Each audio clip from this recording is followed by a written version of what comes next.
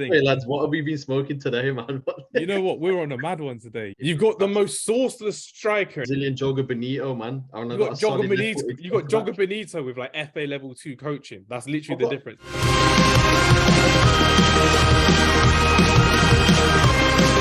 You know what, Salim? Let's start with you again. Pick whoever you want in this Champions League. I'd probably go for Mbappe. Mbappe. Daniel Sturridge's boy. He scored so many goals in the group stage as well, and I feel like it could be PSG's year this year by the look of it, especially with Messi there. And You Neymar. said that last year. You said that last year as well. You said it was that. I guess PSG do that every year, don't they? It's true. But no, Kylian Mbappe, man. Sukhi, talk to me. How good has Kylian Mbappe been this season? Again, I don't know how to kind of script this, but it's like they play like you talk about the FIFA references, right? It's like when they're playing league, it's like it's on beginner level, so it's like he's coasting, and then when he gets to that second half of the season, it's when they start igniting the fire and start really pushing forward. So as a player, I fully rate him, especially after that World Cup final, the way that he just took it over the scruff of the neck and just brought that team back from the ruins, right? Especially being 2-0 down, everyone looked like they were dead and buried. It was just something weren't going to happen, and then 2 goals within like 10 minutes. He was like, oh wow, he might actually do this. But yeah, can't fault him as a player. But I think we just gotta see this season, towards the end of the season, if he can win a Champions League. And I think if he can get that, I think that will cement his legacy even further. And then I probably will give my props to him to say, okay, yeah, this guy, he's about it. Which is funny enough, because I've just seen a report actually that Messi and Neymar might be leaving at the end of the season, which is interesting. But one guy, I think, yeah, he's immense. The speed, agile, the way that he scores as well, he's a full package, right? So yeah, I wouldn't be, again, I'm quite envious that's how I picked him, to be fair. But it's just how it is. One of my mates was saying that he thinks Mbappe can reach/surpass Messi and Ronaldo, but I disagreed. I think it's too late for him to actually surpass their levels, but it will be one of those like Thierry Henry's or Ronaldo R9 type players as well. A Gabriel Batistuta maybe, who is just really good for a big era, but is not going to be the greatest, because I think it's too late to be the greatest. If you're looking at Messi and Ronaldo, who did start when they were 18, 19, all the way until they're 34, 35, 36. I don't think that's possible for Mbappe. I'd like to look back at this in 5 years' time and see if he can get 50 goals a season, 25 assists, a Champions League every other season, and maybe a World Cup or a European Championship. But that's just how I see it personally. I think he's going to be an amazing footballer for years to come. The benchmark for any young player coming up as well. Yeah, and I agreed exactly the same. I think, again, we do say that, but then with Monaco, he started at the age of 16. He had that game against City, which funnily enough was in the round of 16. And they beat him on aggregate 6-6. So, I mean, he has done it at an early age, but I think because he was at Monaco for quite a long time, and then he made his move to kind of PSG, it's kind of limited him in a bit, where you can stat pad to a degree, but I feel like, again, he just coasts that kind of first half of the season. He's just steadily going. So I don't think he's kind of like, well, Ronaldo and Messi was like guaranteed that you have to get a goal a game, right? I think with him, he's just happy just to kind of play. If you don't score, you don't score. He's getting paid, 2 million a week. So I wouldn't really care if I'd scored or not. But I think for him, he's just, again, it's just easy coasting for him. I don't think it's really that much of a concern. Again, I know he's a striker. He wants to score every time, but I see, like, especially like games that you see where they've lost in the league, he's just kind of coasted. And it's just like, again, if he really wanted to kind of turn it up, he could actually get a goal a game and really kind of hit those heights. But I just don't see him doing it, really. Go on, Sukhi. Who are you going for on your wild card? I'll go with Vinicius Jr. from Real Madrid. Oh, you're using Vini as your Real Madrid choice. That's a shout. That's a shout, that is. I mean, he was a match winner in the Champions League final last season against Liverpool, so I will always love and appreciate him for that. But what about Vini Jr.'s heights? Can he be the next big Brazilian superstar in world football? I definitely think he will be. I think it's just awful about the whole racism issue in Spanish football. They need someone to actually stand up for him, because no one's doing enough. No, exactly. Yeah, and I agree. I mean, even watching him in the Club World Cup, some of the stuff he was doing, he was just absolutely terrorizing his defenders. He's only 22 years old? He's only won every major trophy pretty much. I think now he'll be like the poster boy for Brazil going forward. So I think he's going to kind of taking the mantle from Neymar. And again, that kind of speaks volumes itself, doesn't it? So yeah, absolutely. I've got to get that pick in early as possible. Salim, we spoke last week about Erling Haaland and the greatness that he has coming towards him as well.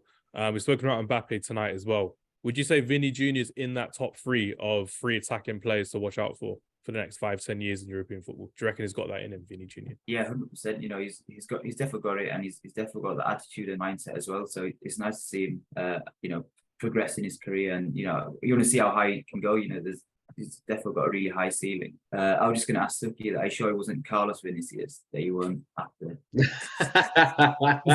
See what you did there.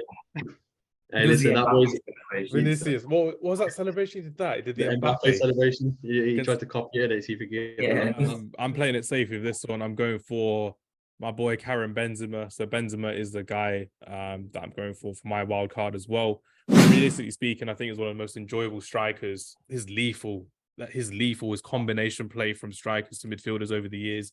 It's underrated how lethal Karim Benzema has been for Real Madrid, and none more so than last season's Champions League run, which he had as well. And people even forget when they won the Champions League as well, it was round of 16 Karim Benzema. It was quarterfinal hat-trick Karim Benzema. It was semi-final masterclass Karim Benzema. And Karim Benzema deserves all the flowers in the world for what he's done for Real Madrid. Probably should have gone to that World Cup, even if he was injured as well. So Hugo Lloris and Antoine Griezmann, who said, it's our team, we don't want Benzema there. Benzema would have won that World Cup. He would have won that World Cup for France if he was there. Karim Benzema is my guy. What do you guys think? Do you think Karim Benzema has been one of the greatest number 9s in recent years as well? Or do you reckon Lewandowski, Suarez? Actually, let's do that now. Lewandowski, Suarez, Benzema. And I'm talking about prime. I'm not talking about what they are now. I'm talking about prime. Go on, Salim. Start us off, my friend. Start, sell, bench. That's the wrong order, but you know what I mean. We start Suarez. Ooh, prime Suarez, as well. Quality player. We bench Benzema and I'd sell Lewandowski to Villa. Lewandowski, that's mad. That's mad. I can't bring myself to sell Robert Lewandowski. This is crazy. Sukhi, what about you? Where are you going with this? Literally, I've got the same as Sal. I've got the exact same. It's too hard though. That's the problem. It's hard. Yeah, it's difficult, isn't it? I think from a bias point of view, I would go start Benzema, bench Lewandowski, and sell Suarez. That's from a bias point of view, but objectively speaking, you can't sell Suarez for what he's done in the game. But he's a racist guy, so for me, I'm gonna have to sell him as well. Yeah, it's probably best not get into all the controversial parts, because even Benzema's got his. For me, that Champions League, the way that they did it, Real Madrid were literally knocked out of every single round, and I don't know how he just came, and that's that pure winning mentality. And I was glad he won, the Ballon d'Or as well. I felt like he deserved it, through individual brilliance and how he led that team. The level's so high just to shine through a team like that. So. No, I was really happy for him, to be honest. Right, starting back to front now. You know what, Sukhi, let's start with you. Goalkeeper. So we're going for one goalkeeper, one defender, and then you can do whatever you want with your attack. Oh, I've got to be tactical with this. Do you know what? I might have to just sacrifice this because I don't really care about keepers anyway. I'll go with Alex Meret from Napoli. What? You're using your Napoli choice already? I'm going to have to, man. Oh, my God. Yeah. Mate, I'm looking at the keepers. I'm looking at, it could go with City. It's too obvious. I want to make a different team. I want to make a bit different. Yeah, make it different. That's all good. You've used up your Napoli choice, which frees up Salim and I to use one of the few Napoli superstars we've seen as well. Salim, go for your goalkeepers in choice. Who are you going for? So I'm going for the choice that Sukhi wanted to go for, which is Ederson. So, and you're using your Man City choice already. It's fine. It's sorted. My Man City choice is sorted. But yeah, Ederson, great goalkeeper. He can play out from the back. And sweep the keeper too. Yeah, I've always rated Ederson. I think he's quite a good keeper. I think he does make errors and mistakes in games, rarely, but a lot of people have been judging him as well. But you have to remember, to play at such a high level for such a long time is really hard. Players can have one good season, half a good season, 10 good games, but to be good for 5 years, 6 years, it's unbelievable. Fine. I'll happily go for someone like Kevin Trapp. I'll use my Frankfurt choice. So Kevin Trapp is my guy. Kevin Trapp, really? I'm going for Kevin Trapp. Oh, that's horrific, man. You're telling me about Meret? Come on, man. Hamz, I watched this guy live here. He flapped the ball twice against us, Tottenham, of all teams. Okay, so that's giving me something to think about. But then I've got... What about Bruges keeper? Wasn't he any good? Club Bruges keeper is what? Simon Mignolet? Yeah, Mignolet. That was it. He's actually been really good this season, but I can't forget about Liverpool's Simon Mignolet. That's the thing. Hey, lads, what have we been smoking today, man? You know what? We're on a mad one today. You know what? If I'm not going to go for Kevin Trapp, let me go for... This will be a bit of a shock. I'm going to go for Kobel from Dortmund. Oh, okay. I'm using my Dortmund choice early, so it frees up one of you to use JB22 if you wanted to. Sukhi, talk to me about your defender. You're going to go for a centre back. You're going to go for a full back. Who are you going for? See, I'm only basing this because I've watched these players. I've watched this one live, right? So I'm only going to say it for that reason. Ndicka from Frankfurt. Oh, you are using your Frankfurt choice. Yeah, he was a solid defender, man. Watching him, I think again, if he was to come to the Prem, get some experience, I think he would be a hell of a defender, right? The thing with Ndicka as well, he's another left-footed centre back, and we said last week as well, Salim, that left-footed centre backs who are pacey and can pass the ball out from the back, they're in fashion at the moment. Everyone wants to buy these type of players as well. You're seeing someone like Sven Botman do really well for Newcastle. Ndicka could easily do that at someone like Liverpool, for example, as well. Not Liverpool, but you know what I mean, at a better quality club in the Premier League. As much as I really want to go for a centre back, I'm going to go for Grimaldo. Grimaldo, Benfica. Yeah, I'm just thinking like as much as I really, really wanted to put a centre back in for the balance, I just feel like balance. Grimaldo, yeah. I like the stuff that Benfica are doing. Like I've not really been following the Portuguese league that much, to be honest. But whenever we speak to Felipe recently, when Villa were linked with Ruben Amorim, I was looking into sort of Sporting, Benfica, Porto, and like that. So yeah, Grimaldo's my choice. Grimaldo is a good choice. I think for me, if I'm going for a defender, I'm gonna have to go for. I'm gonna use my AC Milan choice, and I'm gonna go for Theo Hernandez. I'm gonna go for Hernandez. I think he'll be a quality wing fullback. I thought he was a decent player for AC Milan so far. He didn't do as well as I thought he did at the World Cup. Personally, I thought there were better fullbacks as well. We've both spoken about Theo Hernandez for France as well. So I think he will be moving on in the summer to a bigger club from AC Milan as well. Probably a team that's competing a lot more as well, because Italian football is on the rise again. And we've seen it with Napoli. We've seen it with AC Milan previously. But they need to do a lot better in European football, and they haven't done. It's only in the Conference League where Jose Mourinho won the Conference League with Roma last season as well. So then we've got 3 picks each, all of us, so you can play it however you want to as well. Remember all the teams that you can pick, which is good fun. Salim, we'll go with you. I'm going to go for Rahil's favourite player. Oh my God. He's from his local club, boyhood hero, Jude Bellingham. JB22 is out here. And yeah, he's been quality. And the one thing that sticks in my mind about him is the goal that was disallowed against Ederson, and I feel so bad for him for that. He wasn't even a foul, though. You know, it's going to be interesting to see what happens with him next, really, whether he stays at Dortmund or if he comes to the Premier League. Sukhi, where are we going with this one? Are you going to pick another defender? No. I'm going to go the same route as Saudi, that Benfica, a guy that absolutely terrorized Juventus this season. His name's Rafa Silva. Ooh. What a player, man. Honestly. Pace personified, Rafa Silva. I love him. It's fantastic. I think it was 4 goals he scored against Juve. Oh, my God. I remember watching it. It was such a cracking game, and he just absolutely terrorized him in the first half. The way that he was just jinking past the defenders. I mean, there was one defender for Juve. I didn't even know who he was. I've never heard of his name, but absolutely done him in, terrorized him.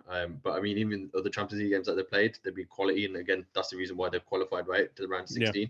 So again, he's gonna be a big player for them to kind of progress him deeper into the tournament. Yeah, it'll be fun to see how they do without Enzo Fernandez as well, who was a big part of their midfield and in their qualification from the group as well. So it'll be good to see how they progress from him as well. But with Benfica as well, as we always say, they always replace players properly, and they always still compete within Portuguese and European football as well. Do I go to Tottenham? No, I'm not going to Tottenham for a midfielder. Don't be silly at all. I have to go for Inter Milan. Again, I'm making it different as well. I'm going to go for Nicolo Barella. Nicolo Barella is a player who I think will be a fantastic player in the future. He's had his on and offs with his injuries. He's had his on and off with his form as well. So I'm looking forward to seeing how he does against Porto in the Champions League in the round of 16 when they play. It could be the best time that Inter Milan can have from qualifying into the quarterfinals as well. Last season, they got knocked out against Liverpool as well, respectively. Right, everyone's last pick. How are we going to go? Extra midfielder, extra defender, extra striker? I know where I'm going. Salim, where are we going with your one, my friend? For me, it's Kvicha. Say his surname. I can't remember the rest of the name. Kvicha. Say his name, Salim. He just Kvicha Kalo or something. Kalo? You guys get the point. Kalo is not. No in here, bro. No in here, man. Kalo Nava. Kvicha Kvaratskhelia. That's why I literally said that. Kvicha Kvaratskhelia. Oh my God, what is this? You're butchering this. Kvaratskhelia. Remember the name, because no one will forget his name with the way that he plays as well. Oh, so, wait, so you can pronounce it. Come on, man. Let's do it. Kvicha, Kvaratskhelia. There we There go. There we Kvicha. go. I only knew Kvicha, to be fair, but it's funny how you said it. So, yeah, you've taken Kvicha for your final pick, and what a player he is. We spoke about Vinicius Jr. We spoke about Mbappe. We spoke about Haaland. What does Kvicha need to do to get onto that level? Yeah, no, agreed. I think just continue what he's doing. He's on that kind of wavelength. I think the goal of the weekend that he just scored, because again, mad Napoli fan here, watching him on the weekend, the way that he cut in and just buried it bottom bins. You know what he's going to do, but there's just no way of stopping it. So I think his trajectory is kind of spot on. But just touching on your point there, Hamz, when you talked about Spalletti, terrible manager. I don't like the guy. But it is what it is, right?